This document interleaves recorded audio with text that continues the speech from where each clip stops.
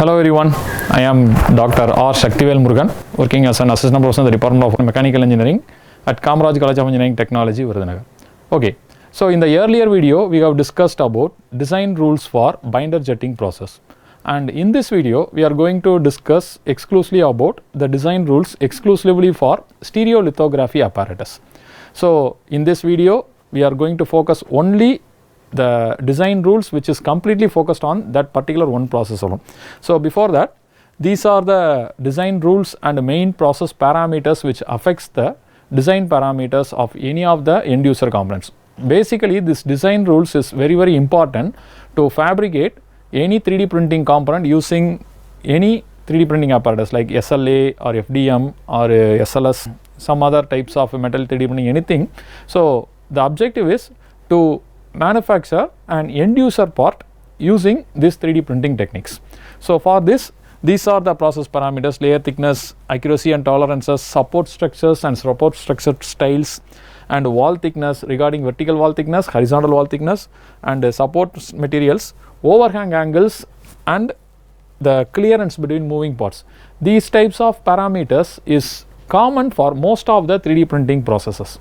So in this video we are going to discuss about the stereolithography apparatus design rules. So let's discuss one by one. Okay, so the first conditions that we are going to discuss right now is unsupported walls. So what is walls? So in most of the design components, if a structure, so basically this is a base part, if this component is known as walls. So mostly the wall structures is having certain width and certain height. So what happens in most of the 3D printing components, if the wall is in of shortest distance, if it is distance, mark it as length L. If suppose the length L and this thickness, this is thickness. So here while designing these types of walls, both the length and thicknesses are important. So if suppose if you have not defined proper length and the thickness, what happens? It may subjected to some issues like wrapping or some bending, etc. like that. So maybe it may leads to the deformations like this. This is known as wrapping issues, or else it may subjected to bending like this. So these two types of issues commonly occurs in most of the SLA processes. So how to overcome these types of issues? So to overcome these types of issues, we need to properly redesign the component with the proper wall support. So here to avoid such walls, so here this thickness that we have to maintain is 0.8 mm to, actually it is 0.8 mm to 1 mm, at least minimum thickness that you need to maintain. If the thickness is too small, then definitely it's subjected to some wrapping or bending, it definitely subject to some failure of this entire component. So in SLA process, at least we have to maintain these types of at least 1 mm thickness that we have to maintain. And if suppose the length is too high, if the length is too large, also it's subjected to bending like that. So for that, to avoid these types of one, so even it may be at any length, how to avoid these types of length issue means, here you have to include some fillets. These types of fillets that you need at both the sides. If you include some fillets like this, then definitely we can overcome these issues. So please note it, once if you are designing these types of walls, you have to maintain the minimum wall thickness of 1 mm, and at least you must mention these fillets to connecting the horizontal and the vertical walls. So if you design in this aspects, then we have eradicated all these issues, then we could able to develop an end user part which has been able to withstand the applicable load and fatigue. So that's it. So these are the important design rules we should consider for the stereolithography apparatus. And the next one is supported walls. So what is supported walls? In the earlier problem we have discussed about non-supported walls, that is only at the base only the walls will withstand like that. But the supported walls means at least any one of the walls is supported like this types of structures. It is also another one wall, but here the side surfaces is contact with this one. So what happens? So here if you design like this types of support walls, then the stability of the product will get increased. So once if the stability increased, so ultimately we can able to reduce this warping and bending issues. So mostly we have to try to design in this aspects, like this types of supported wall is recommended. If suppose in your design if it is not feasible, then we have to focus on this fillets and the thickness. Even if you are include this types of supported walls, at least you have to maintain this 0.5 mm thickness of this one. Here the thickness T. In the earlier walls, we have in the unsupported walls, you have to maintain at least minimum 1 mm thickness, but in this like this types of support walls, at least 0.5 mm thickness that we have to maintain, or else it may also subject to failures. So these are the important design constraints for supported walls. Okay, and next important rule that we are going to discuss is overhangs. So what is overhangs? So here in this design, so overhangs is nothing but if like this types of cantilever structure. So if you see it, so here if you discuss about the beams like a cantilever beam, so what is overhangs? So before that, please let us discuss one example of a cantilever beam. So if it is a cantilever beam, if you keep one end as fixed, other end as free, so what happen? This entire beam is supported only through this one fixed ends. So whether even this have either load or no load, it's subjected to bending like this. It's subjected to bending like this due to its self weight. Likewise, so here this portion, please imagine this self as a cantilever beam structures, and this portion will subjected to bending either based on the self weight. So this structure is known as overhangs. So in order to avoid those overhangs, we have to keep this length, this cantilever length structure, that is length L, we have to keep this length as much as minimum to avoid this bending. If the length is too minimum, then automatically bending happens, it's subjected to the failure. So the minimum design requirements, that is the design rules for designing this overhangs is, you should not keep this overhangs, it should be less than 1 mm in length. So overhangs must be kept less than 1 mm. Okay. So if it is more than 1 mm, then automatically subjected to bending. So 1 mm is very small. If suppose in case if you want to make more than 1 mm, then definitely you have to design these types of support structures. That is not possible to design if the length is more than 1 mm, then you need to include some support structures between these overhangs. So ultimately if you include some support structures, what happen?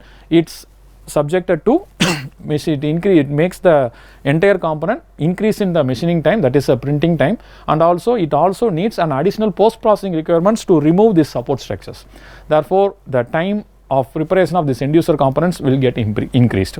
Also the support material cost, everything got increased based upon this types of even single concept. And the next one is angles. So here this is the angle theta. So mostly these types of overhangs, we have to maintain at least minimum 19 degree. So here 19 degree is minimum angle which is essential to keep for SLA process. If suppose it is for some other process, the angle may vary. For SLA process, we have to keep it for 19 degree. So this is the main important design rules for SLA process for designing the overhangs. It should not be more than 1 mm and it should be it should not be less than 90 degree. At least it should be 19 degree. So if you design these types of overhangs, then it would be able to make the end user part in a more effective manner. And the next we are going to discuss is holes. So here there is two constraints. One is holes. So what is holes? So if suppose I want to make a hole structure like this, that is there is no material inside this types of block, we have to maintain a minimum recommended diameter. If the diameter is too small, what happens in select stereolithography process? So there is a possibility to close the holes during this laser sintering process. So mostly the layer thickness process is done by using the lasers in SLA process. So mostly what happens if the diameter is too small, if one layer sintering over the other layer fuses the other layer, automatically if the hole size is too small, then automatically the holes will be closed. So in order to avoid this, we have to maintain the proper diameter for these types of holes. So as per SLA design rules, the minimum diameters that is essential to keep, it is approximately around 3.5 mm. This whole diameter, it should be minimum 3.5 mm in diameter. So the whole diameter should be maintained 3.5 mm at least minimum length. So if the diameter is less than 3.5 mm, the holes cannot be printed. Okay. At the same time, you can increase the diameter as much as possible to make the print. And at the same time, there is one more issue, that is known as hollow parts. What is hollow parts? For example, if I want to make one block, but it should have a outer shell thickness, but inside it should be maintained as the hollow. So basically, in some stereolithography apparatus process, the material used is a liquid. So if the layer is fused, only the shell components alone it may be fused. For example, here if suppose you can maintain is the hollow, this area alone you need to make the fill, and this area it should be maintained as the hollow. If suppose here each and every layer is each and every layer is fused together and makes the layer fusion process one by one together. If suppose at the end, if entirely the entire component has been manufactured, so what happens, there is no possible way to escape these types of unsintered fluids. So the fluid will get retained inside this hollow block. So we cannot able to make these types of structures. So for making our hollow parts, what is essential? So here you need to drain one holes. So here some hole structures, for example, so one hole structures that is needed. So therefore, if you maintain a small hole like this, if you maintain a small hole structures here, then what happens, the liquid inside this hollow parts will get easily drained out. So that is the purpose. So for designing these types of hollow parts, we must essentially need a hole here. This types of holes is technically called as drainage holes. So the drainage holes is very, very important for designing these types of fabrication of a hollow component using SLA process. Okay. So therefore, this hollow parts fabrication, that is essential for maintaining these types of hollow part design, you need to include these types of drainage hole. The drainage holes also you need to maintain the minimum diameter of 3.5 mm and the depth, at least it should be minimum 2 mm thickness. So the thickness is the thickness of this hole. So the thickness of the hole should be minimum as 2 mm. Therefore, we need to maintain a proper designs for making these types of hollow parts using stereolithography apparatus process. And the next one is to discuss about the slots. So the slots is simple. So it is nothing but this type of structures. In order to design the slot, so it mainly depends upon the depth and the thickness. The slot size is mainly the thickness. So here the design rules mainly focuses on the depth and thickness. So the minimum slot size, that is the thickness, that should be maintained as 0.5 mm. So the 0.5 mm minimum that you have to maintain. If it is less than 0.5 mm, that it will not be able to print, or else the slot nearer to each other, it may be get bending or wrapping issues. It may be fused one to each other and not maintain any gaps within these parts. So we have to maintain at least a minimum of 0.5 mm. And if suppose the depth is increases, if you are need to increase the depth, for this there is your conditions that is known as larger the better characteristics. So if the depth is increases, also we need to increase the size of the slot. So whenever the depth, your requirement of depth increasing, we have to also increase the slot size. So that is the design rules which is needed for maintaining a proper slots. And the next one is design of fins. So for this, the design fins, so here the diameter of the pin should be measured. So here the pin diameter is very, very essential. So here it should be maintained at 0.8 mm. So in order to avoid breaking of these pins, so minimum it should be maintained as a 0.1 mm. And for this what we recommended is at least it be round off to 1 mm. So each and every pins in a 3D printed component for SLA, you have to maintain the pin diameter of 1 mm in diameter, and the height it may be depends, and also the larger the better characteristics is applicable to this. Whenever if the depth is increases, we have to increase the diameter of the pin for making the better reliable components. So that is the main functional usage of these types of design rules for designing a pin. And the next one is lettering. So here there is two types of letters. One is embossed letters, another one is engraved letters. In embossed letters it should be maintained with a proper height, and in engraved letters it should be maintained some hollow features. That is here you have to maintain some holes and depth like that. So this is known as engraved text. So here for making this, here the height, that is the tipped height, it should be maintained as 0.3 mm. So the text embossing height or it is equal to the depth, it should be maintained as a 0.3 mm minimum for making the effective visualization of these types of embossing text. And for engaging this one, so here, okay, and here in the engraved test, here two aspects you need to focus. One is the depth and another one is width. So here you have to focus on these two aspects, width and width. Both it should be maintained at 0.5 mm. So for designing the embossed text, only we have to focus on the depth or height, but for designing these types of engraved text, we have to focus both the width and also the depth, that is 0.5 mm. Then really you could be able to develop a more reliable engraved text format. So these are the main design rules for fabricating these types of embossing concept for making this effective SLA process.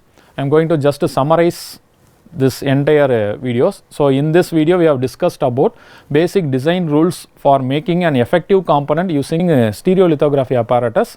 So whenever if you are going to design an industrial component and we are going to fabricate it using SLA process, these are the design rules that we have to consider. If suppose if your design is, if the product is violating any of the design rules, then you have to redesign it based upon our design rules. So the first we have discussed about the unsupported walls and supported walls. Unsupported wall is only the wall is fixed only at the bottom. Supported wall is at least any one side of the wall should be constrained by any other and one more support of walls. So here you have to maintain the minimum thickness of 0.8 to 1 mm thickness and in the supported walls at least you have to maintain the 0.5 mm thickness. And overhangs, it should be less than 1 mm. If it is more than 1 mm, definitely support structure is needed to hold this overhangs, and if there is no support structure means at least you have to maintain it with less than 1 mm. And the angle, it should be maintained within at least a minimum, that is more than 19 degree from the base level. So and the holes, the hole diameter at least you have to maintain for 0.8 mm, and the hollow parts, it is essential to fabricate a drainage holes at the bottom of the hollow parts just to overcome the liquids which is not fused inside this fabrication of the SLA components. So that drainage holes and the other hole structures, minimum diameter that is we need to maintain is 0.5 mm thickness, okay. And the pins, so at least we have to maintain 1 mm diameter for design and fabrication of these pins. And for mating parts is that same pins and another one is holes, and here we have to maintain the proper clearance. If this is the pin and this is the hole, so if the pin freely wants to move inside this mating parts, definitely you have to maintain a proper clearances, and that clearances you should maintain as 0.5 mm. That is the concentricity of these pins, and the hole should be maintained the proper concentricity, and this concentricity gap, that is the minimum gap, that should be maintained as 0.5 mm. And the last one we have discussed about the text, one is a embossed text, another one is engraved text. In embossed text we have to focus only on the depth, which should be maintained at 0.3 mm, and in the engraved text we have to focus more on this width and the depth, so it should be maintained as 0.5 mm. So that's it. So thank you for your patience, and if you follow all these design rules, definitely you could be able to design a very reliable, functionable, strengthened component of a 3D printed component which is fabricated using SLA process. Thank you. Bye.